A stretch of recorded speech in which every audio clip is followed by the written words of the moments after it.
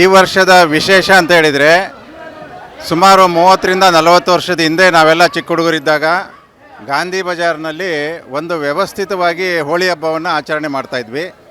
ಸುಮಾರು ಇಲ್ಲಿಂದ 5ರಿಂದ 6 ಕಾಮಣ್ಣಗಳನ್ನು ಇಟ್ಟು ವಿಶೇಷವಾಗಿ ನಮ್ಮ ಬಸವೇಶ್ವರ ದೇವಸ್ಥಾನದ ಕಾಮಣ್ಣ ಏನಿದೆ ಅದರ ಮೂಲಕ ಇವತ್ತು ರಂಗಾರೆಕೇರಿ ಆಗಿರ್ಬೋದು, ಬಿ ಬಿ ಸ್ಟ್ರೀಟಲ್ಲಿ ಆಗಿರ್ಬೋದು, ಕುಂಬಾರ ಬೀದಿಯಲ್ಲಿ ಆಗಿರ್ಬೋದು, ಮತ್ತು ರವಿವರ್ಮ ಬೀದಿಯಲ್ಲಿ ಆಗಿರ್ಬೋದು, ಅಲ್ಲೆಲ್ಲ ಕಾಮಣ್ಣ ಏನು ಇಟ್ಟಿದ್ರು ಅದನ್ನೆಲ್ಲ ಇಟ್ಟು ನಮ್ಮ ಗಾಂಧಿ ಬಜಾರ್ ಮೂಲಕನೇ ಮೆರವಣಿಗೆಗೆ ಹೋಗಿ ಕಾಮ ದಹನ ಆದ ಕೂಡಲೇ ನಾವಿಲ್ಲಿ ಬಹಳ ಜೋರಾಗಿ ಹೋಳಿ ಹಬ್ಬವನ್ನು ಆಚರಣೆ ಮಾಡ್ತಾಯಿದ್ವಿ.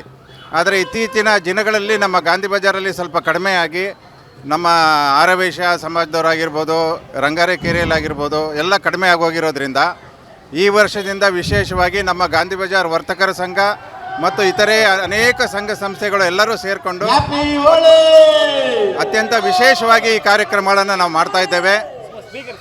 ರೈನ್ ಡ್ಯಾನ್ಸ್ ಇದೆ, DJ ಇದೆ. ಇದರ ಜೊತೆಯಲ್ಲಿ ಎಲ್ರಿಗೂ ಸಹ ನಾವು ಬಣ್ಣವನ್ನು ಆಡಲಿಕ್ಕೆ ಉಚಿತವಾಗಿ ಎಲ್ಲ ಮಕ್ಕಳಿಗೂ ನಾವು ಬಣ್ಣವನ್ನು ಇವತ್ತು ಈ ಸಲ ಕೊಡ್ತಾ ಇದ್ದೀವಿ.